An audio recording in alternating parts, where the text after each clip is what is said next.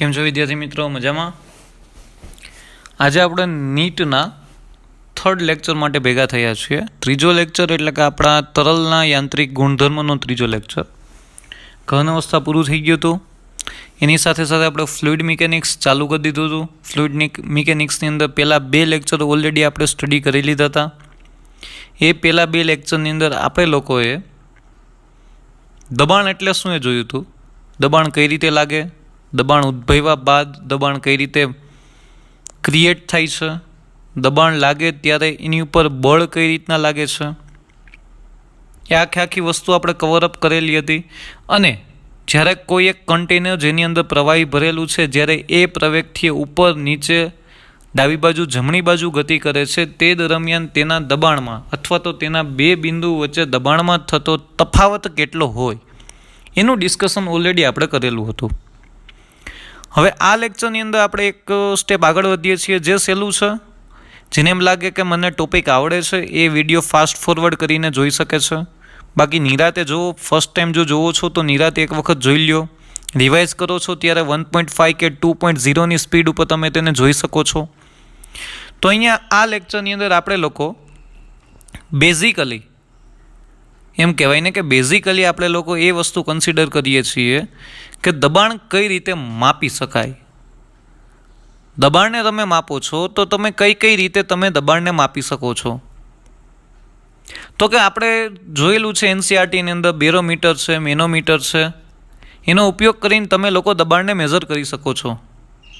તો આપણે લોકો સૌથી પહેલાં બેરોમીટરથી શરૂઆત કરીએ. બેરોમીટર જે દબાણ માપવા માટે, જે આપણે 9મા ધોરણથી ભણતા આવીએ છીએ, આપણા એમસીક્યુની અંદર એ પૂછાય છે દબાણ માપવાનું માટેનું સાધન તો કે બેરોમીટર છે. તો કે બેરોમીટર કઈ રીતના હોય, તો કે બેરોમીટરનું કામ શું છે, તો કે વાતાવરણીય દબાણ માપવા માટેનું સાધન. વાતાવરણનું દબાણ તમે કઈ રીતે માપી શકો છો તે બેરોમીટરથી માપી શકાય.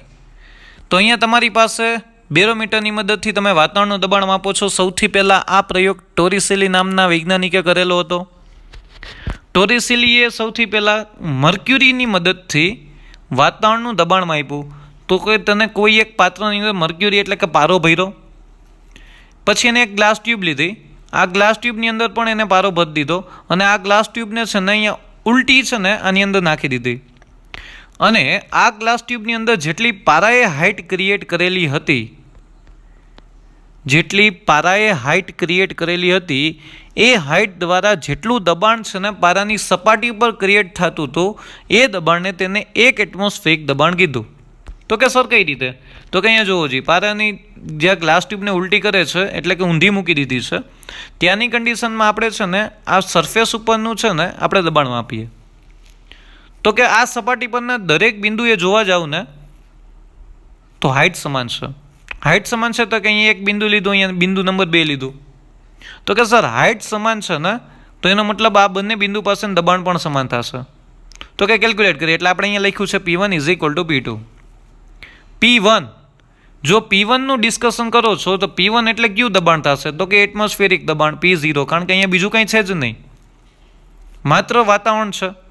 તો P1 = તમારા પાસે વાતાવરણનું દબાણ થયું તમારા પાસે. P2 ઇન શોર્ટ, આ સર ગ્લાસ ટ્યુબની અંદરની વાત કરો છો તમે. P2 તો કે અહીંયા તો વેક્યુમ છે, અહીંયા કોઈ વાતાવરણ દબાણ નથી, જો અહીંયા બંધ કરી દીધું છે. સો ધેટ્સ વાય તમારી પાસે P2, તો કે સર આટલી હાઇટ દ્વારા ઉદ્ભવતું દબાણ હશે લિક્વિડનું, તો કે પ્રવાહી દ્વારા એ જ ઊંચાઈ દ્વારા અથવા તો ઊંડાઈ દ્વારા મળતું દબાણ હંમેશા ρgh જેટલું હોય, તો કે P2 = ρgh થશે. P1 તો અહીંયા કેટલું દબાણ હતું, P0 એટલે કે એટમોસ્ફેરિક દબાણ હોય કે ના હોય, એટલા માટે અહીંયા તમે દબાણ માપ્યું P1 = P2 ઉપરથી P0 = ρgh. અને જો દરિયાની સપાટી પાસે જો આ ગ્લાસ ટ્યુબને મૂકવામાં આવે તો મર્ક્યુરીની એ જ ઊંચાઈ છે ને 76 સેન્ટીમીટર મળે છે. તો 76 સેન્ટીમીટર રાખો એટલે P0 = ρgh કરો, એટલે ρ એટલે મર્ક્યુરીની ઘનતા 13,600 kg/m³ × 10 g, અને h તમારા પાસે 76 સેન્ટીમીટર છે. 76 સેન્ટીમીટર એટલે 76/100 થયું, એટલે તમારા પાસે P0 આવે છે 1.01 × 10⁵ Nm/m².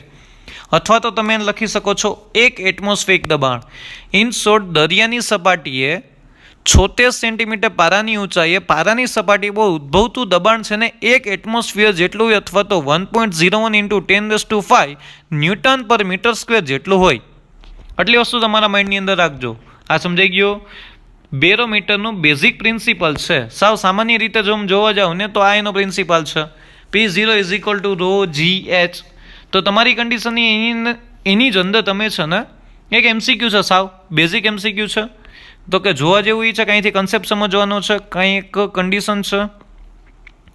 એની અંદર તમારી પાસે ઓલરેડી એક કન્ટેનર છે. કન્ટેનરની અંદર મર્ક્યુરી ભરેલું છે. મર્ક્યુરીની ઘનતા તમને ઓલરેડી ખબર છે 13,600. પણ એની અંદર યુટ્યુબને છે ને અથવા તો કાચની ટ્યુબને છે ને ઇન્ક્લાઇન રાખેલી છે કંઈક 30 ડિગ્રી સાથે, અને આ સપાટીથી h ઊંચાઈ સુધી છે ને ઓલરેડી એની અંદર મર્ક્યુરી ફિલ થાય છે, એટલે કે ભરી લેવામાં આવે છે. તો બેરોમીટર દ્વારા થતા દબાણનું રીડિંગ જણાવો. બેરોમીટર દ્વારા થતા દબાણનું રીડિંગ તમારે જાણવાનું છે. તમારી પાસે 4 ઓપ્શન છે: 72,000, 68,000, 1,34,000 અને 1,36,000. હવે પ્રશ્ન એ છે કે આપણે એ જ ઊંચાઈ કઈ લેવી? તો કે સર આ પણ એ જ ઊંચાઈ થાય કે ના થાય? આ હાઈટ તમે જે કવર કરો એ જ ઊંચાઈ થાય કે ના થાય? થાય જ ને સર. તો આ હાઈટ લેવી કે આ હાઈટ લેવી? પહેલાં આ હાઈટ ગણ લઈ. તો કે આ કાટકોણ ત્રિકોણ બને કે ના બને? આ કાટકોણ ત્રિકોણ બન્યો. ખૂણો કેટલો છે? 30 ડિગ્રી. તો તમે આનું સોલ્યુશન જુઓ. sin 30 બરાબર સામેની બાજુ છેદમાં કર્ણ. તો sin 30 = 50/1. sin 30 કેટલા થાય? તો કે 1/2. એટલે 50/, એટલે x બરાબર કેટલા મળ્યા તમને? તો કે 100 સેન્ટીમીટર સર મળ્યા. 100 સેન્ટીમીટર મળી. તો કે આ હાઈટ તમારી પાસે 100 સેન્ટીમીટર આવી. તો કે દબાણ P બરાબર કેટલું હોય? તો કે ρgh જેટલું હોય. દબાણ કેટલું હોય? P બરાબર ρgh જેટલું હોય.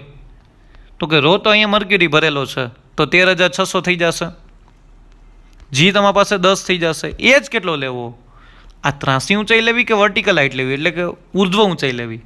હંમેશા યાદ રાખજો, દબાણ માપવાની કન્ડિશનમાં તમે લોકો હંમેશા h ઊંચાઈ જ કન્સિડર કરો છો, અને એ h ઊંચાઈ હંમેશા ઉર્ધ્વ હોય છે. હંમેશા યાદ રાખો, આ યુટ્યુબ આમ છે કે આમ છે, તમે જ્યાં ફીલ કરેલું છે એની ઉર્ધ્વ ઊંચાઈ કન્સિડર કરો છો. ઓલવેઝ રિમેમ્બર, તમે કોઈ દિવસ આ હાઈટ કન્સિડર કરતા જ નથી. બેરોમીટરની અંદર આ કન્ડિશન છે, તમે આ હાઈટ કન્સિડર કરતા જ નથી કોઈ દિવસ. તમે હંમેશા છે ને આ જ હાઈટ કન્સિડર કરો છો. કોઈ પણ ત્રાસી ઊંચાઈ છે એ તમારે કન્સિડર કરવાની થતી નથી. જેટલું ફીલ કરેલું છે એની ઉર્ધ્વ ઊંચાઈ જ કન્સિડર કરો. એટલે ત્રાસી ઊંચાઈ કોઈ દિવસ ગણતા નહીં. આ છે ને સમજાવવા માટે મેં ગણેલું છે. હકીકતે આ કંઈ કામનું છે જ નહીં તમારી માટે. તમારે જેટલું છે તમારી પાસે ઉર્ધ્વ ઊંચાઈ સીધી આપેલી છે. ધાક ઘણીવાર એવું બને ત્રાસી ઊંચાઈ આપેલી હોય, તમને એમ કહે કે આ આપેલું છે તમારી પાસે રકમમાં, આ 100 સેન્ટીમીટર છે, આ ભરેલું છે 100 સેન્ટીમીટર, તો આ 100 સેન્ટીમીટર લેવાનું નહીં, આ 100 સેન્ટીમીટર નહીં લેવાનું, આ 100 સેન્ટીમીટર નહીં લેવાનું.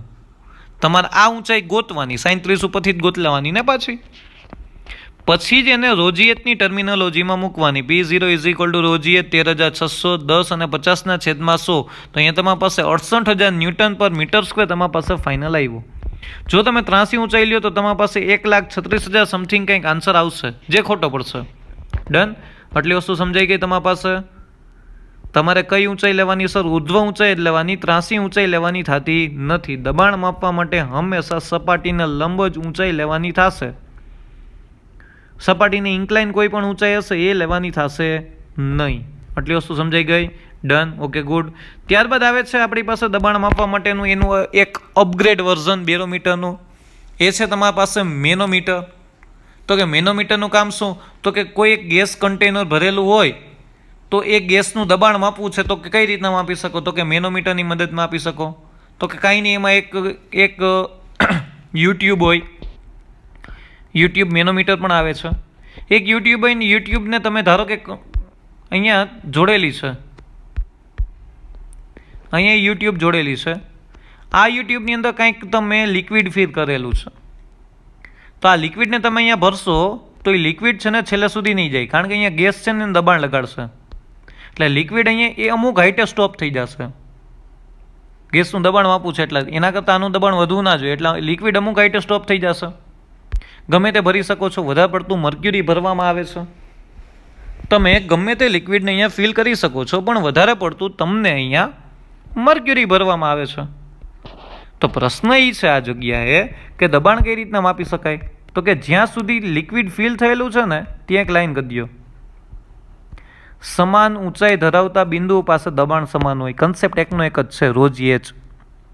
એચ સમાન તો દબાણ સમાન. તો કે અહીંયા તમે વિચારો તો દબાણ સમાન હોય એટલે P1 is equal two P2 લખ્યું. તો કે sir P1 is equal two P2 લખ્યું તો અહીંયા કયું દબાણ હોય આ બિંદુ પાસે? તો કે સર આ ગેસના બિંદુઓ જે દબાણ, ગેસના બુંદ જે દબાણ લગાડતા હોય ને એ હોય, એટલે અહીંયા P ઓફ ગેસ લખ્યું. અને 2 નંબર ઉપર દબાણ કોનું હોય? તો કે અહીંયા જુઓ તો અહીંયા ઉપરથી એક એટમોસ્ફિયરિક પ્રેશર તો લાગતું જ હશે P0, અને વધારાનું કયું દબાણ? તો કે સર આ H ઊંચાઈ દ્વારા લાગતું દબાણ. વધારાનું કયું દબાણ? તો કે H ઊંચાઈ દ્વારા જે દબાણ લાગે છે ને એ દબાણ, એટલે P0 પ્લસ ρgh.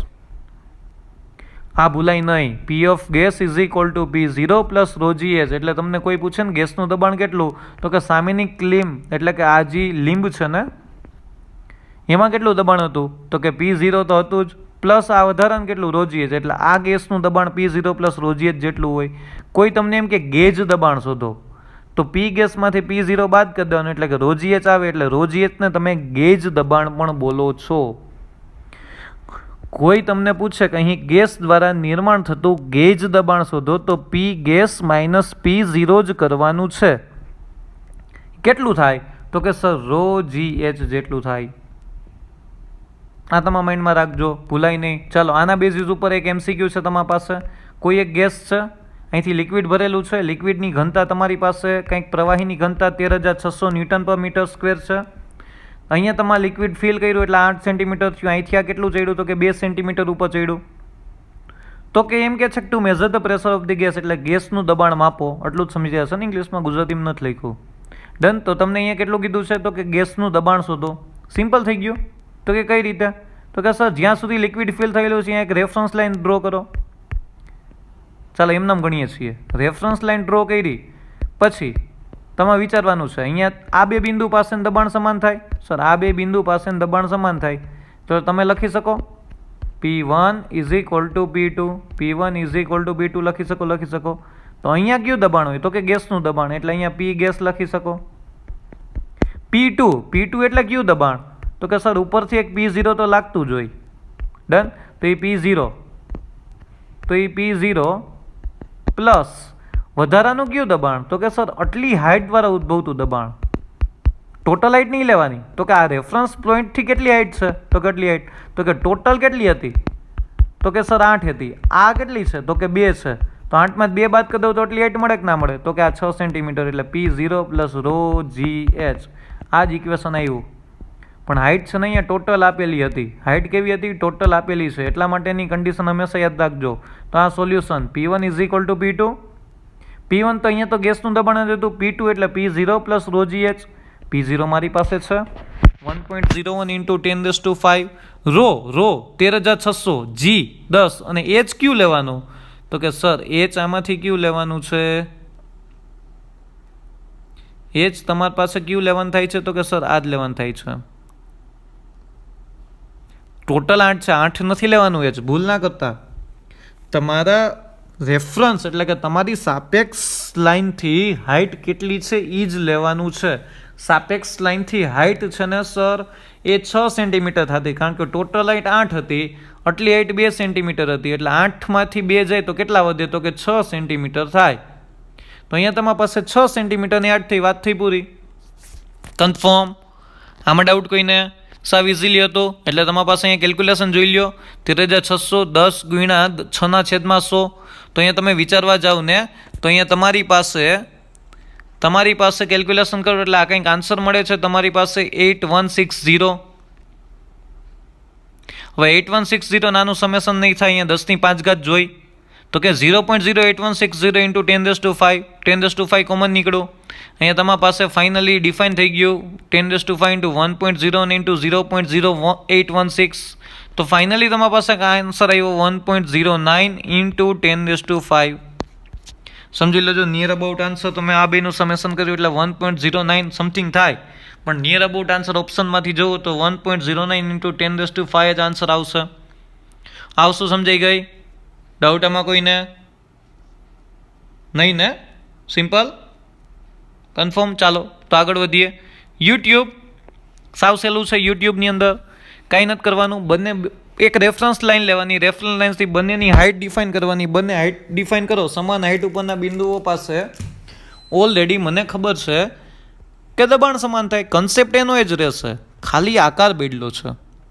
બાકી બધું આપણી પાસે સેમ ટુ સેમ જ છે, કાંઈ ચેન્જીસ છે જ નહીં. તો અહીંયા તમારી પાસે એક યુટ્યુબ છે. ચાલો સમજો, MCQથી જ શરૂઆત કરું છું. યુટ્યુબ છે, બે લિક્વિડ ફીર કરેલા છે. આ મૂવેબલ વોલ છે. આ સાઈડના લિક્વિડની પ્રવાહીની ઘનતા 1 ગ્રામ પર સેન્ટીમીટર ક્યુબ, હાઇટ 9 સેન્ટીમીટર. આ સાઈડના લિક્વિડની ઘનતા 2 ગ્રામ પર સેન્ટીમીટર ક્યુબ, તમારી પાસે હાઇટ 9 સેન્ટીમીટર. મૂવેબલ વોલ છે એટલે કે આ લિક્વિડમાં ભળશે નહીં એકબીજામાં, પણ લિક્વિડ એને ધક્કો મારી શકશે, આ આગળ પાછળ થઈ શકશે આ વોલ. ડન. તો અહીંથી વિચારવા જેવું છે, જો આ સિસ્ટમને મુક્ત કરવામાં આવે, સિસ્ટમ છોડી દેવામાં આવે, તો આ 2 ગ્રામ પર સેન્ટીમીટર ઘનતા વધારે છે એટલે વધારે ઘનતા ધરાવતું પ્રવાહી આમ ધક્કો મારશે. આ જેટલું અહીંથી નીચે ઉતરશે એટલું જ આ કંઈક ઉપર ચડશે કે નહીં? Yes sir. તો તમારે એ જ ગોતવાનું છે. તો કે પરિસ્થિતિ થઈ એવી કે આ કંઈક ઘનતા વધારવાને લીધે આ કંઈક એક સાઈડ નીચે ઉતર્યું, તો આ એક સાઈડ કંઈક ઉપર ગયું. આ જો કંઈક એક સાઈડ નીચે ઉતરે છે તો આ કંઈક એક સાઈડ ઉપર જાય છે. તો તમારે શોધવાનું જ છે એ જ કે ફાઇન્ડ એક્સ. તો વિચારવા જેવું છે. રેફરન્સ પોઈન્ટ ડિફાઇન કરી લ્યો. અહીંથી રેફરન્સ પોઈન્ટ ડિફાઇન કર્યો તો અહીંથી આ એક સાઈડ નીચે આવ્યું, ટોટલ 9 હતું, એક્સ નીચે ગયું, લિક્વિડ હવે કેટલું વધ્યું? તો કે 9 - x જેટલું વધ્યું. આ રેફરન્સ અહીંથી આ 9 હતું ને આ એક્સ ઉપર ગયું, તો ટોટલ લિક્વિડની હાઇટ કેટલી થઈ ગઈ? 9 + x થઈ ગઈ. કન્ફર્મ? ડાઉટ આમાં? રેફરન્સ લાઇનથી વિચારો તો અહીંયા બે બિંદુ સિલેક્ટ કરો, 1 અને 2. રેફરન્સ લાઇનથી 2 પોઈન્ટ સિલેક્ટ કર્યા, બંનેની હાઇટ સમાન છે. બંનેની હાઇટ સમાન છે તો કે સર બંનેના દબાણ સમાન થશે. યસ સર, બંનેના દબાણ સમાન થાય. બંનેના દબાણ સમાન થાય તો અહીંયા તમે આ કોલમમાં ઉદ્ભવતું દબાણ બરાબર આ કોલમમાં ઉદ્ભવતું દબાણ લખી શકો. તો કે P1 = P2 લખી શકું કે ના લખી શકું? લખી શકો સર. તો અહીંયા દબાણ કોનું કોનું હોય, કેટલું હોય? તો કે વિચારો. ચાલો, અહીંયા દબાણ P0 ઉપરથી લાગે જ છે, પ્લસ આ કેટલું લિક્વિડ છે આટલી ઊંચાઈ દ્વારા? તો કે ρg, આટલી ઊંચાઈ કેટલી છે? 9 + x હોય કે ના હોય? આ એક આ કોલમની વાત થઈ ગઈ. ટોટલ હાઇટ કેટલી છે? 9 + x જેટલી છે. ડન. ચાલો હવે આ કોલમનું વિચારીએ. અહીં ઉપરથી કેટલું દબાણ લાગે છે? ખુલ્લી છે એટલે P0 તો લાગશે જ, પ્લસ અહીં કંઈક આટલામાં જ લિક્વિડ ભરેલું છે. અહીંયા તો ખાલી છે ને, આ ખાલી ભાગ છે. તો અહીંયા ρg અને એટલા ભાઈટની હાઇટ કેટલી થઈ? 9 - x. એટલે ત્યાં હાઇટ કેટલી થઈ? 9 - x જેટલી થઈ. કન્ફર્મ? અહીંયા P0 + ρg 9 + x હતું, P0 + ρg 9 - x થયું તમારા પાસે. કન્ફર્મ? ડાઉટ આમાં કોઈને? ડાઉટ નથી ને? પાકું? હાઇટ સમજાઈ ગઈ. અહીંથી હાઇટ જેટલી લિક્વિડ ફિલ થયેલું છે ને, એટલે ભરેલું છે ને જેટલું લિક્વિડ પ્રવાહી, એની જ હાઇટ કનસી, એના દ્વારા દબાણ નિર્માણ થશે. અહીંયા એક સાઈડ નીકળી ગઈ તો 9માંથી એક સાઈડ નીકળી તો કેટલી વધી? તો કે 9 - x. તો બંને બાજુનું દબાણને સરખાઈ દો, કારણ કે બંને સમાન હાઇટ પરના બિંદુઓ છે, સમાન ઊંચાઈ પરના બિંદુઓ છે. એટલે P1 = P2, P1 = P2. તો મેં જે લખ્યું હતું એ જ લખ્યું અહીંયા. P0 + ρg 9 + x, આનું કેટલું થશે? P0 + ρg 9 + x. અહીંયા કેટલું થશે? P0 + ρg 9 - x. ડન. તો અહીંયા P0 કેન્સલ, g કેન્સલ થઈ જશે. તો વધ્યું એટલું લખી નાખો, ρ × 9 + x વધ્યું ઇન્ટુ ρ × 9 - x વધ્યું. બંનેની ઘનતા જુદી જુદી એટલે ρ કેન્સલ ના કરતા. આની ઘનતા કંઈક 1 છે ને આની ઘનતા કંઈક 2 છે, એટલે આ વસ્તુ યાદ રાખો. તો અહીંયા તમારી પાસે ઘનતા 1 લખી ઇન્ટુ 9 + x, અહીંયા ઘનતા કંઈક 2 હતી તો 2 × 9 - x, બ્રેકેટ ઓપન કરી દીધો. અહીંયા તમારી પાસે આવ્યું 9 + x = અહીંયા કંઈક આવ્યું 18 - 2x. તો -2x આ બાજુ ગયું, +2x + x = 3x. 18માંથી 9 બાદ થયા 9 વધ્યા, તો x બરાબર કેટલા વધ્યા? તો કે 3 સેન્ટીમીટર. એટલે કે અહીંયા તમારી પાસે 3 સેન્ટીમીટરની કન્ડિશનમાં આ લિક્વિડ છે ને નીચે આવશે 2 ગ્રામ પર સેન્ટીમીટર ક્યુબ. ધરાવતું ઘનતા ધરાવતું પ્રવાહી કેટલું નીચે આવશે તો કે 3 સેન્ટીમીટર નીચે આવશે, એટલે 1 ગ્રામ પર સેન્ટીમીટર ક્યુબ ધરાવતું પ્રવાહી કેટલું ઉપર જશે તો કે 3 સેન્ટીમીટર ઉપર જશે. એક્સ ગોતવાનો કીધો. આ સમજાઈ ગયો? ડાઉટ આમાં કોઈને? નહીં ને? ડાઉટ હોય તો તમે મને ઇઝીલી કોન્ટેક્ટ કરી શકો છો. કંઈ પણ મગજમાં ક્વેશ્ચન રાખ્યા વગર, કોઈ પણ શંકા રાખ્યા વગર તમે મારો કોન્ટેક્ટ કરી શકો છો. ડન? કન્ફર્મ? ચાલો, એના પછીનો બેઝિક MCQ છે એના જેવો જ, પણ હવે અહીંયા 2 લિક્વિડ હતા, હવે આપણે 3 લિક્વિડ રાખ્યા. સેમ ટુ સેમ છે. અહીંયા કંઈક લિક્વિડ ફિલ કરેલું છે, એની ઘનતા કંઈક 1 ગ્રામ પર સેન્ટીમીટર ક્યુબ. અહીંયા કંઈક લિક્વિડ છે, એની ઘનતા કંઈક 2 ગ્રામ પર સેન્ટીમીટર ક્યુબ. અને અહીંયા કંઈક લિક્વિડ ફિલ કરેલું છે, એની ઘનતા કંઈક 3 ગ્રામ પર સેન્ટીમીટર ક્યુબ. ડન? આમાં ડાઉટ કોઈને નથી ને? ચલો, ઓકે, ગુડ. તો અહીંયા કંઈક હાઇટ છે 10 સેન્ટીમીટરની. હવે સર કોની ઘનતા વધારે છે તો કે સર આની. તો આ કંઈક નીચે ધક્કો મારશે એટલે આ લિક્વિડ કંઈક આમ જશે, એટલે આ લિક્વિડ કંઈક અહીંયા ઉપર ચડશે, અને આખું લિક્વિડ છે ને કંઈક ઉપર ચડશે. આ લિક્વિડ આમ ધક્કો માર્યો એટલે આ લિક્વિડ કંઈક આ કોલમમાં ઉપર ચડ્યું, અને આખું લિક્વિડ કંઈક ઉપર ગયું. આખી હાઇટ કેટલી હતી? 10 સેન્ટીમીટર. 10 સેન્ટીમીટર ઉપર જશે. ડાઉટ આમાં કોઈને? કન્ફર્મ? આ કંઈક એક્સ નીચે ગયું તો આ કંઈક એક્સ ઉપર ચડશે, અને આખું આ કંઈક 10 ઉપર ચડશે. કન્ફર્મ? તો આપણે એ જ ગોતવાનું કીધું છે, ફાઇન્ડ એક્સ. તો ચાલો, અહીંયા આકૃતિ દોરેલી છે, અહીંયા કંઈક ઓપ્શન છે, હાથે ગણવાનું ટ્રાય કરો, વિડીયો પોઝ કરો, બંને બાજુનું દબાણ સરખાઈ દો. અહીંયા રેફરન્સ લાઈન લઈ લ્યો, કારણ કે હાઇટ ત્યાંથી આપેલી છે.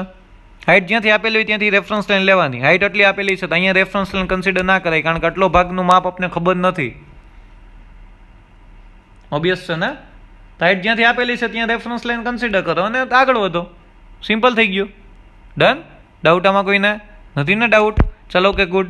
તો અહીંથી જ કરું છું. એક્સ નીચે ગયું, આ પ્રવાહી એક્સ નીચે ગયું, તો ઓબ્વિયસ છે કે આ પ્રવાહી આને ધક્કો માર્યો એટલે આ પ્રવાહી કંઈક એક્સ ઉપર ગયું. આ ત્રીજું પ્રવાહી 10 સેન્ટીમીટર આખું ઉપર ગયું. ડાઉટ આમાં?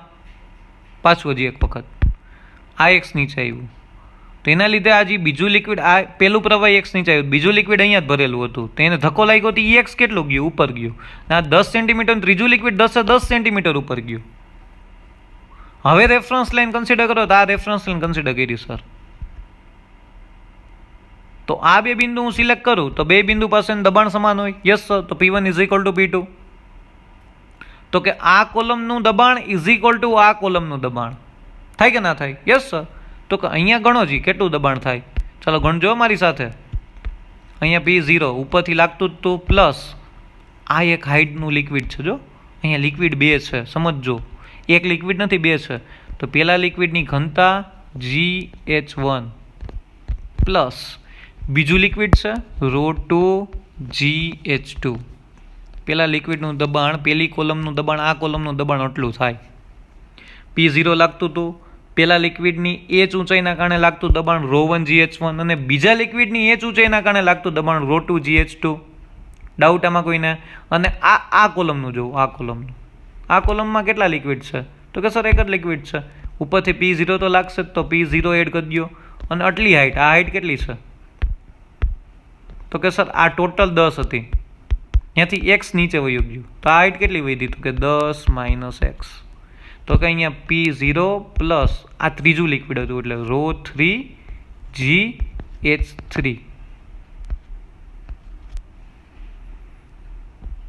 ડન?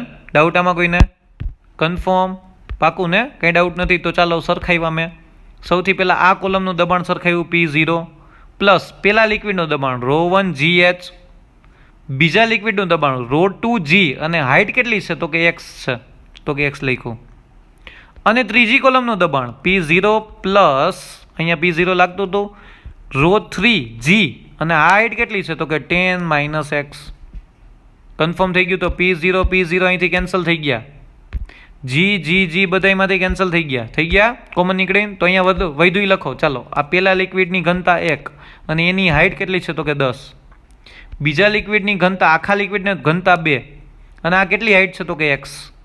ત્રીજા લિક્વિડની ઘનતા 3 અને હાઇટ કેટલી છે તો કે 10 - x.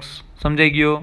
ડન? તો 10 × 1 10, 2 × x 2x, open bracket 30 - 3x. -3x આ બાજુ આવ્યા એટલે 5x થઈ ગયો.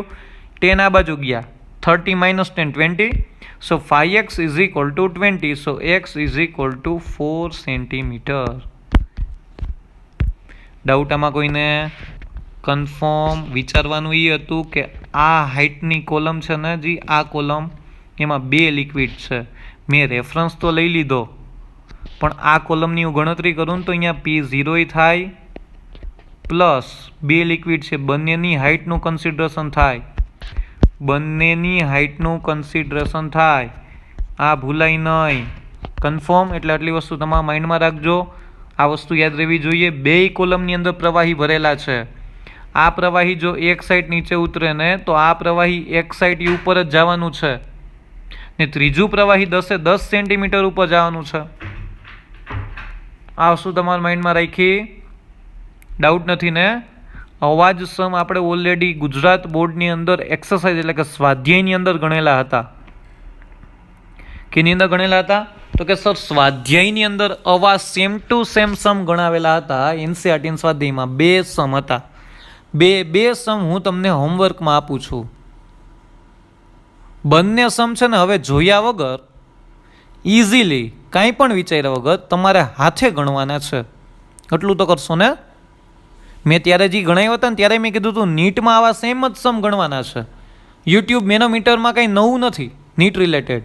જેવું ગુજરાત બોર્ડમાં હતું ને એવું જ અહીંયા નીટ રિલેટેડ છે, પણ થોડીક ગણતરી અહીંયા સહેલી છે. ઓમાં થોડીક ગણતરી વધારે કરવી પડતી હતી. ફેર એટલો હતો. આટલી વસ્તુ માઇન્ડમાં રહી ગઈ ને? આમાં ડાઉટ નથી ને? તો 2 સમ એનસીઆરટીની એક્સરસાઇઝમાં આવા છે, સેમ ટુ સેમ સમ છે. એ તમને હું હોમવર્કમાં આપું છું. આઈ હોપ કે તમે લોકો છે ને એ બહુ નિરાતે ગણશો અને કન્સેપ્ટ સમજવાની ટ્રાય કરશો. ને જો કાંઈ નથી સમજાતું તો તમે મારો કોન્ટેક્ટ કરી લેજો. ડન? કન્ફર્મ? આ બધી વસ્તુ ઉતારવાની છે નીટની નોટબુકની અંદર. આટલી વસ્તુ યાદ રાખજો, ભૂલાય નહીં. ચલો, ત્યારબાદનો આપણો મોસ્ટ ઇમ્પોર્ટન્ટ પાર્ટ છે અપથ્રસ્ટ, બાયન્સી અથવા તો ઉત્પ્લાવક બળ. ચેપ્ટરનો મેઇન હાર્ટ આવ્યું. પ્રવાહી જે બળ ક્રિએટ કરે ને એક પ્રકારનું નવું બળ એ ક્રિએટ થયું. કેમ? ઘન પદાર્થની અંદર પુનઃસ્થાપક બળ હતું. એ જ રીતના અહીંયા એક ચોક્કસ પ્રકારનું બળ છે, એ તમારી પાસે છે ઉત્પ્લાવક બળ. જે પ્રવાહી છે ને એ પદાર્થ ઉપર લગાડે. જ્યારે કોઈ પણ પદાર્થને તમે પ્રવાહીની અંદર ડૂબાડો ત્યારે પ્રવાહી દ્વારા પદાર્થ ઉપર જે બળ લાગે છે એને તમે ઉત્પ્લાવક બળ બોલો છો. તો કે સર કોઈ એક પદાર્થ છે, કોઈ એક કન્ટેનર છે, કન્ટેનરની અંદર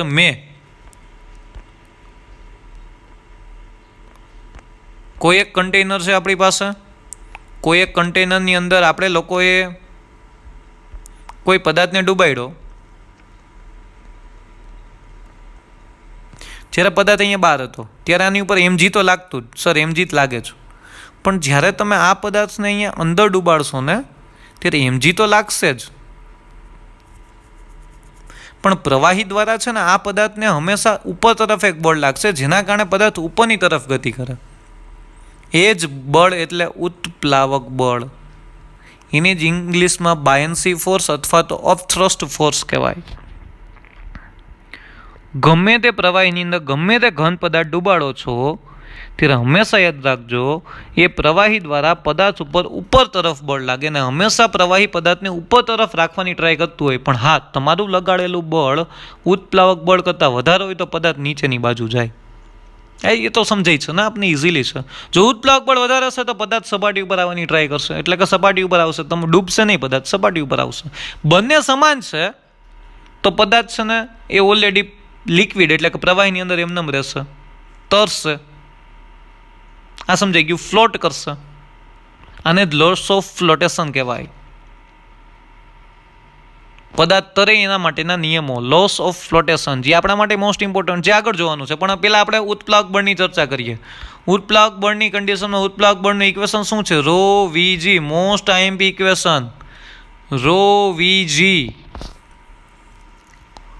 પ્રવાહી દ્વારા પદાર્થ ઉપર લાગતું ઉત્પ્લાવક બળ કેટલું? તો કે ρ Vg જેટલું. પ્રવાહી દ્વારા પદાર્થ ઉપર લાગતું ઉત્પ્લાવક બળ કેટલું? તો કે ρ Vg જેટલું. એમાં ρ એટલે શું છે? તો કે ઘનતા છે. કોની ઘનતા? તો કે પ્રવાહીની ઘનતા. V શું છે? તો કે કદ છે. કોનું કદ છે? પ્રવાહીનું કદ કે ઘનનું કદ? બેમાંથી એકય નહીં. પણ જેટલો ઘન પદાર્થ પ્રવાહીની અંદર ડૂબેલો છે ને એનું કદ, વોલ્યુમ ઓફ સોલિડ ઇમર્સ્ડ. હમણાં બધું ગુજરાતીમાં લખેલું છે, આગળ આવશે. અહીંયા તમારી પાસે આ ઘનતા કોની છે? તો કે પાણીની, એટલે કે જે પણ પ્રવાહી તમે ભરેલું છે એની ઘનતા. આ વોલ્યુમ કોનું છે? તો કે સર કદ ઘન પદાર્થનું છે કે પાણીનું છે? એકયનું નથી. હકીકતે જોવા જાવ ને તો આ ઘન પદાર્થ કેટલો ડૂબેલો છે ને પ્રવાહીની અંદર એનું જ કદ છે. જો પદાર્થ આખો ડૂબેલો હોય તો એ પદાર્થનું કદ લેવાનું. જો અડધો ડૂબેલો હોય તો કુલ કદનો અડધો ભાગ જ લેવાનો. આ જ મોસ્ટ આઈએમપી છે. આ જ ભૂલાઈ જાય છે સ્ટુડન્ટથી. છેલ્લે હું તમને પૂછું ને ઉત્પ્લાવક બળનું ઇક્વેશન શું, તો તમને આવડે. તો ઉત્પ્લાવક બળનું ઇક્વેશન રો વી જી હોય, પણ એની અંદર રો શું, વી શું અને જી શું? જી તો ખબર છે સર, ગ્રેવિટી થાય. પણ આ ભૂલાઈ જાય છે રો અને વી. ઘણી વખત છે ને આ ઘનતા આપેલી હોય ને તો ઘનતા આ ઘનની આપેલી હોય, આ કંઈક 100 છે ને આ કંઈક 1000 છે, બે આપેલી હોય તો ઘણી વખત આ રો હે ને એ હો લઈ લે, ઘન પદાર્થની ઘનતા લઈ લે, એટલે એમનામાં હલવાઈ જાય. આ વસ્તુ તમારા માઇન્ડમાં રાખજો. એટલે આ વસ્તુ ભૂલતા નહીં. અહીંયા તમારે ઉત્પ્લાવક બળની અંદર ઘનતા કઈ લેવાની છે? તો કે તમારી પાસે જે પ્રવાહીની ઘનતા છે એ લેવાની છે, પ્રવાહીનો જેટલો ભાગ ડૂબેલો છે એની ઘનતા લેવાની છે, અને જી એટલે તમારે ગ્રેવિટી લેવાની છે. એટલું કન્ફર્મ થઈ ગયું? ઉત્પ્લાવક બળની કન્ડિશન સમજાઈ ગઈ? આમાં ડાઉટ નથી ને? ચાલો ઓકે ગુડ. તો આની સાબિતી જોઈએ સર. આ રો વી જી કઈ રીતના આવે છે? જી ઓલરેડી નીટની એક્ઝામમાં નહીં પૂછાય, પણ આપણી માટે સમજવું જરૂરી છે. તો ઉત્પ્લાવક બળ, ધારો કે કોઈ એક પ્રવાહી છે કન્ટેનર ભરેલું, એની અંદર એક ક્ષેત્રફળ અને h ઊંચાઈ ધરાવતો કોઈ એક નળાકાર ડૂબાડેલો છે. નળાકાર ડૂબાડેલો છે અને નળાકાર અહીંયા કન્ડિશન સ્થિર સ્થિતિમાં છે. તો નળાકાર ઉપર લાગતા બળ કેટલા? નળાકાર ઉપર લાગતા બળની ચર્ચા કરવી છે. તો કે સર નળાકાર ઉપર સર દબાણ જોવા જાય ને તો બધી બાજુ જ લાગે. જો બધી બાજુ જ દબાણ લાગે છે, બધી બાજુ જ બળ લાગવાના છે. તો સર સમસ્થિતિજ બળ લાગે એનું શું કરવાનું? પણ સમસ્થિતિજ બળ છે ને એના દબાણ સરખા હોય. આ હાઈટ ઉપર દબાણ સમાન, આ હાઈટ ઉપર દબાણ સમાન, આ હાઈટ ઉપર દબાણ સમાન. દબાણ સમાન તો બળ સમાન, ક્ષેત્રફળ સમાન જ છે. તો સમસ્થિતિજ બળ એકબીજાની અસરને નાબૂદ કરે. હું શું બોલું છું? બળ બોલું છું. સમસ્થિતિજ બળ એકબીજાની અસરને નાબૂદ કરે. એટલે આ નળાકાર ઉપર દબાણ માત્ર એક જ દિશામાં આવ્યું, ઉર્ધ્વ દિશામાં. તો કે સર આ નાબૂદ નહીં કરી દે? નહીં નહીં નહીં નહીં. આ હાઈટ છે, અહીંયા ને અહીંયા દબાણ સમાન ના હોય, હાઈટનો ડિફરન્સ ક્રિએટ થયો. અહીંયા તો સમસ્થિતિજમાં છે ને કોઈ પણ બિંદુ પાસેનું દબાણ સમાન હોય. આ અહીંયા હાઈટ સમાન, અહીંયા હાઈટ સમાન, અહીંયા હાઈટ સમાન. આ બધી હાઈટ સમાન જ થાય. આ ભૂલાય નહીં. એટલે આ વસ્તુ તમારા માઇન્ડમાં રાખજો કે અહીંયા બધી હાઈટ ઉપરનું દબાણ છે ને એ સમાન હતું સમસ્થિતિજમાં. ઉર્ધ્વમાં છે ને સર આ વિરુદ્ધ દિશામાં લાગ્યા સર. એકબીજાને સર નાબૂદ કરો નહીં. બળ સરખું ના હોય કારણ કે દબાણ સરખું નથી. એરિયા ભલે ને constant P is equal two F upon A, A constant છે તો આ બે જુદું જુદું છે.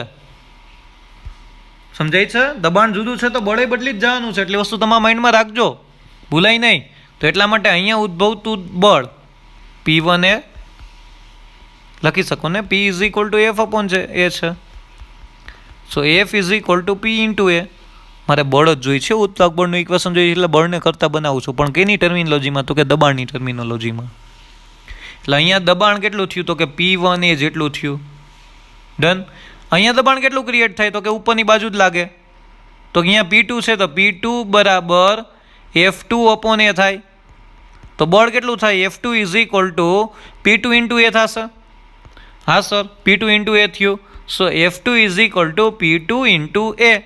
આટલી વસ્તુ સમજાઈ ગઈ? ડાઉટ આમાં કોઈને? કયું બળ વધારે હશે, ઉપરનું કે નીચેનું?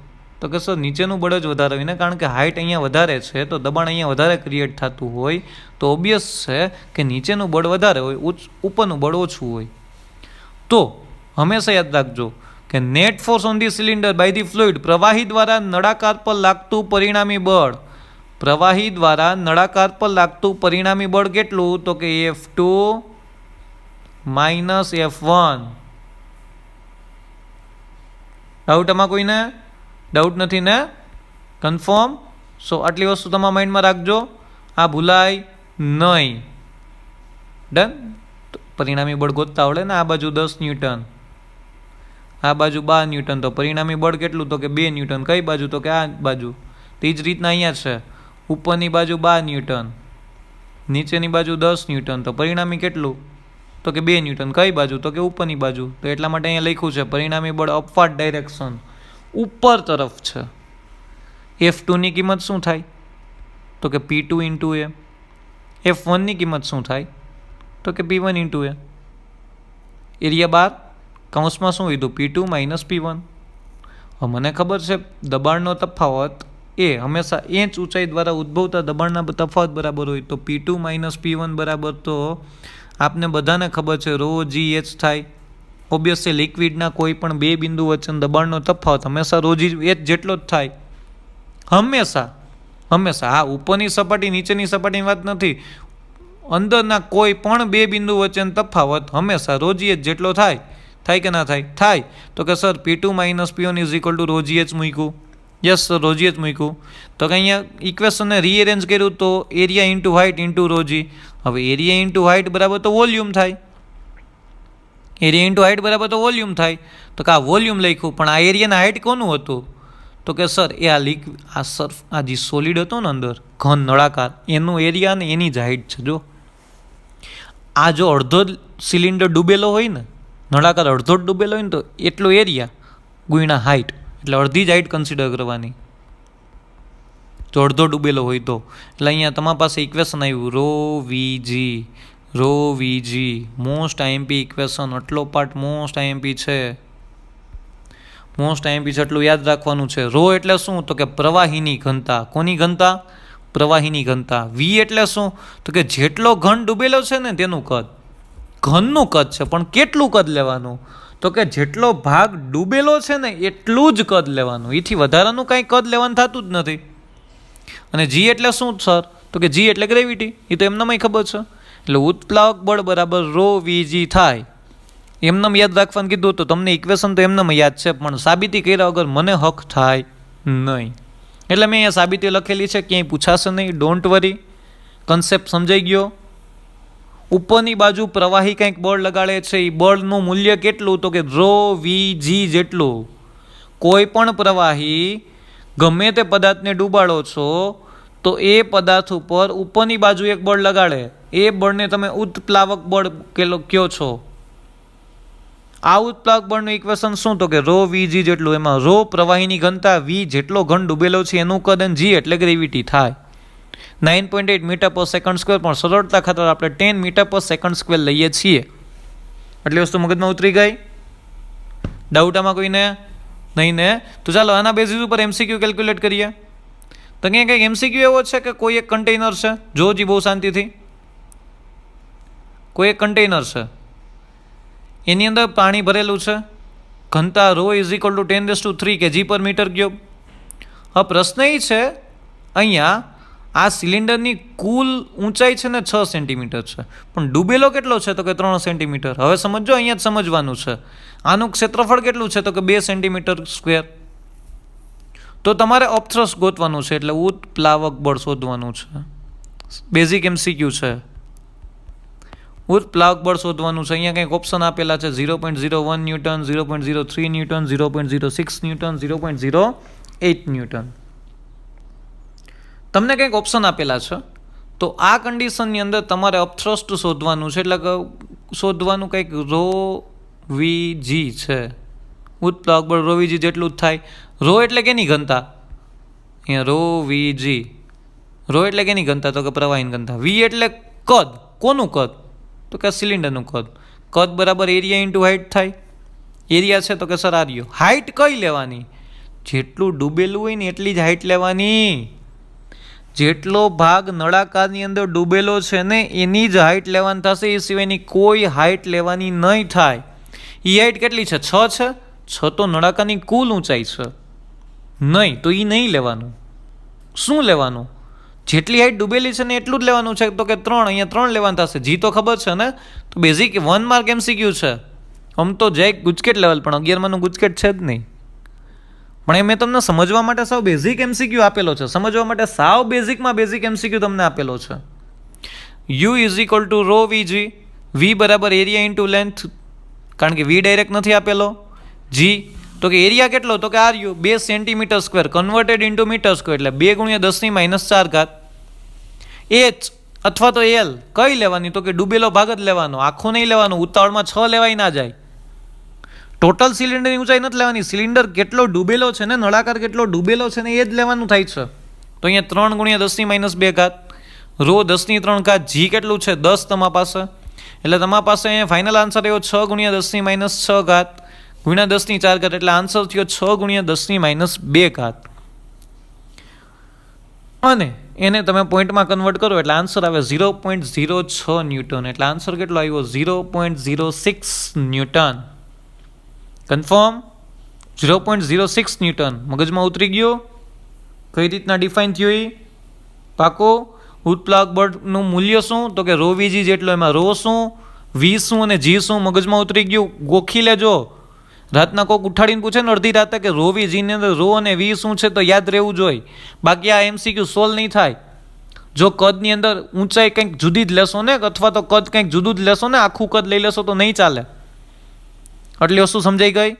ડન. એની સાથે એક વધારાનો ટોપિક હું કેલ્ક્યુલેટ કરાવું છું, એ છે તમારી પાસે અપિરિયન્ટ વેઇટ એટલે કે ચોખ્ખું બળ. ચોખ્ખું બળ કેટલું લાગે તો થશે હો, લોચો થશે. અહીંયા જો ચોખ્ખું બળની અંદર કન્ડિશન થાય શું, જ્યારે પદાર્થ હવામાં હોય ને, હવામાં ત્યારે એની ઉપર એક વજન બળ જ લાગતું હોય, ને પદાર્થને મારે ઊંચકવો હોય તો હું કંઈક બળ એફ લગાડું. તો અહીંયા પદાર્થને સ્થિર રાખવા માટેનું બળ કેટલું એફ બરાબર ડબલ્યુ. જો ડબલ્યુ વધારે હોય તો પદાર્થ નીચે તરફ જાય, એફ વધારે હોય તો પદાર્થ ઉપર તરફ જાય. હવામાં હોય ત્યારની વાત કરી. પણ જ્યારે આ જ પદાર્થ જ્યારે છે ને ઓલરેડી પ્રવાહીમાં હોય તો શું, અહીંયા મારે જેટલું પદાર્થને ઊંચકવા માટે, અહીંયા કન્ડિશન છે, અહીંયા પદાર્થને ઊંચકવા માટે મારે મિનિમમ કેટલું બળ લગાડવું તો કે વેઇટ ફોર્સ જેટલું, એફ બરાબર mg. એટલે કે વજન બળ જેટલું બળ લગાડો ને તો પદાર્થ, અથવા તેના કરતાં વધારે લગાડો ને તો પદાર્થ ઉચકાય. જો આ જ પદાર્થને હું પ્રવાહીની અંદર ડૂબાડી દઉં તો શું મારે એટલું જ બળ લગાડવું પડે જેટલું હવામાં લગાડતો તો એટલું? ના, નેવર. કોઈ દિવસ ના લગાડવું પડે. એના કરતાં ઓછું કે એના કરતાં વધારે? એના કરતાં ઓછું સર. થિયરિટિકલ એમસીક્યુ છે. જ્યારે હવામાં મારે એ પદાર્થને ઉંચકવા માટે 10 ન્યૂટનનું બળ લગાડવું પડતું હોય તો પ્રવાહીમાં એ પદાર્થને ઉંચકવા માટે શું 10 ન્યૂટનનું બળ લગાડવું પડે? 10 કરતાં ઓછું, 10 કરતાં વધારે, ઓપ્શન આપેલા હોય. તો 10 કરતાં ઓછું બળ લગાડવું પડે. શું કામ સર, શું કામ? એવું તો શું કર્યું તમે 10 કરતાં ઓછું, એટલે કે તમારે હવામાં જેટલું બળ લગાડો છો એના કરતાં ઓછું બળ લગાડવું પડે? કારણ કે પ્રવાહી એક બળ ક્રિએટ કરે છે. એ કયું બળ છે તો કે ઉત્પ્લાવક બળ છે. જ્યારે આ જ પદાર્થને તમે અંદર મૂકી દો તો અહીંયા તમે ઓલરેડી ડબલ્યુ લાગે, પણ વધારાનું એક બળ ઓલરેડી છે જ અહીંયા યુ જેટલો. તો આ તમને હેલ્પ કરે ઉપર તરફ લઈ જાવ પદાર્થને. એટલે તમારે જે ખેંચવો પડે છે ને પદાર્થને એ ઓછું ખેંચવો પડે, કારણ કે પ્રવાહી તમને એક વધારાનો ધક્કો આપે છે નીચેથી એક વધારાનો ધક્કો આપે, અપથ્રસ્ટ એટલે કે બાયન્સી ફોર્સ, જેને ઉત્પ્લાવક બળ બોલો છો તમે. એટલા માટે કોઈ પણ પ્રવાહીને અંદર પદાર્થને ઉપર તરફ લઈ જવા માટે હંમેશા હવામાં જે પદાર્થ રહેલો છે અને એ જ પદાર્થને તમે પ્રવાહીમાં ડૂબાડો ત્યારે તમારે ઓછું બળ લઈ જવું પડે ઉપર તરફ લઈ જવા માટે. કારણ કે હવા છે ને કોઈ બળ ક્રિએટ નથી કરતી, પણ અહીંયા ઉત્પ્લાવક બળ પ્રવાહી ક્રિએટ કરે છે બહુ સારી રીતે. એટલે તમારા બળની સાથે સાથે એક બળ હજી પ્રવાહી લગાડતું હશે. એ કયું બળ તો કે સર એ જ બળ ઉત્પ્લાવક બળ છે. એટલા માટે ઉપરની દિશામાં કેટલા બળ લાગે સર તો કે એફ પ્લસ યુ, અને નીચેની દિશામાં કેટલા તો કે ડબલ્યુ. તો કે એફ બરાબર કેટલું થયું તો કે ડબલ્યુ માઇનસ યુ. આને જ તમે ચોખ્ખું બળ બોલો છો, તમારા દ્વારા લગાડવા પડતું બળ, અથવા તો તમે જે બળ લગાડો છો ને દેખાતું બળ. હું કયું બળ લગાડું 2 ન્યૂટનનું, એ જ બળ ગોઈતું. એ બળ કેટલું? પ્રવાહીની અંદર તમારે પદાર્થને ખેંચી જવો છે તો વેઇટ ફોર્સ કરતાં ઓછું બળ લગાડવું પડે. વેઇટ ફોર્સ અહીંયા 10 ન્યૂટન હોય તો આ કિંમત કેટલી થાય? ધારો કે તમારી પાસે F is equal two W minus you છે. અહીંયા તમારે 10 ન્યૂટનનું બળ લગાડવું પડે, તો અહીંયા 10 લગાડવું પડે, કારણ કે આ સમીકરણમાંથી 2 ન્યૂટન જે પ્રવાહી લગાડો ઓછું જ થઈ જવાનું છે. તો આ જવાબ 10 કરતાં હંમેશા કેટલો રહેશે? ઓછો રહેશે. એને જ તમારા દ્વારા લગાડતું ચોખ્ખું બળ બોલો છો અથવા તો દેખાતું બળ બોલો છો. જ્યારે પદાર્થને પ્રવાહીની અંદર ડૂબાડવામાં આવે ત્યારે તમારા દ્વારા લગાડાતું બળને અપિરિયન્ટ વેઇટ કહેવાય, અથવા તો ચોખ્ખું બળ અથવા તો દેખાતું બળ બોલાય ગુજરાતીની અંદર. કારણ કે હવામાં જ્યારે એ પદાર્થ હતો ત્યારે 10 ન્યૂટનનું બળ તમે એને ઉંચકવા માટે લગાડતા હતા, પણ જ્યારે એ પદાર્થ પ્રવાહીની અંદર ગયો ત્યારે શું 10 ન્યૂટનનું બળ લગાડો છો તમે? નહીં, 10 કરતાં ઓછું લગાડો છો. એ બળ કેટલું 10 કરતાં ઓછું? તો કે 8 ન્યૂટન, 2 ન્યૂટન, 6 ન્યૂટન તમારે ગોતવાનું છે. કારણ કે તમને એક પ્રવાહી હેલ્પ કરે છે ઉપર તરફ પદાર્થને લઈ જવા માટે, એટલે 10 કરતાં ઓછું બળ લગાડશો. એ બળનું મૂલ્ય કેટલું? તો કે એને જ તમે અપિરિયન્ટ વેઇટ એટલે કે દેખાતું બળ અથવા તો ચોખ્ખું બળ બોલો છો. Done, confirm. આ લેક્ચરની અંદર આપણે લોકોએ મેનોમીટર, બેરોમીટર, ચાલો આ પીડીએફને સ્ક્રોલ કરું છું, નિરાતે આખી પીડીએફ છે ને લખી નાખજો. ડન, બેરોમીટર લખ્યું હતું, એની ઉપરથી આપણે એમસીક્યુ કેલ્ક્યુલેટ કર્યો હતો. ત્યારબાદ મેનોમીટર આપણે જોયું હતું, મેનોમીટર કઈ રીતના યુઝ થાય, મેનોમીટરનું પ્રિન્સિપાલ શું, એની ઉપરથી એક એમસીક્યુ જોયો હતો. યુટ્યુબ, મોસ્ટ ઇમ્પોર્ટન્ટ પાર્ટ, યુટ્યુબની અંદર કોલમ ડિફાઇન કરી હતી, બંને કોલમમાં લાગતા દબાણને સરખાવી દીધા હતા. એક રેફરન્સ પોઈન્ટ લઈ લેવાનો, જ્યાંથી હાઇટ આપેલી હોય એ જ રેફરન્સ પોઈન્ટ લેવાનો. ત્યારબાદ બાયન્સી, મોસ્ટ ઇમ્પોર્ટન્ટ પાર્ટ અહીંથી ચાલુ થઈ ગયો હતો. ઉત્પ્લાવક બળ, એનું મૂલ્ય કેટલું, એનું ઇક્વેશન આપણે જોયું હતું. એના બેઝિસ ઉપર સાવ સેલો એમસીક્યુ જોયો હતો આપણે લોકોએ, મૂલ્ય કેટલું. ત્યારબાદ લાસ્ટ પાર્ટ આપણે જોયું છે ચોખ્ખું બળ, એટલે કે અપિરિયન્ટ વેઇટ, દેખાતું બળ અથવા તો ચોખ્ખું બળ કેટલું હોય. આ ઉત્પ્લાવક બળ અને ચોખ્ખું બળ બધા કન્સેપ્ટ મિક્સ થઈને એમસીક્યુ બની શકે છે. હજી આર્કિમિડીઝ પ્રિન્સિપલ આવશે. ડન. લોસ ઓફ ફ્લોટેશન ભણવાના છે, ક્યારે પદાર્થ ડૂબી જાય, ક્યારે પદાર્થ તરે, ક્યારે પદાર્થ ઉપરની સપાટી તરફ જાય. એ નેક્સ્ટ લેક્ચરની અંદર પાછા ભેગા થઈએ ત્યારે એ બધી વસ્તુ કેલ્ક્યુલેટ કરવાની છે. ડન. આટલી વસ્તુ તમે ઉતારી લેજો, તમારી નોટબુકની અંદર રિવિઝન કરજો. અને મેં તમને 2 સમ એક્સરસાઇઝના ગણવાના આપ્યા છે, જે ઓલરેડી લીથામાં હશે, અથવા તો લીથો જોતા જ નહીં, ડાયરેક્ટ ટેક્સ્ટબુક ખોલીને એમાંથી એ 2 સમ મોઢે ગણવાની ટ્રાય કરજો. આ લેક્ચરમાંથી કાંઈ પણ ના સમજાતું હોય તો મને કોલ કે મેસેજ કરીને પૂછી શકો છો ઇઝીલી. ચલો ડન, નેક્સ્ટ લેક્ચરમાં પાછા ભેગા થઈએ. ત્યાં સુધી stay home, stay safe. Thank you very much.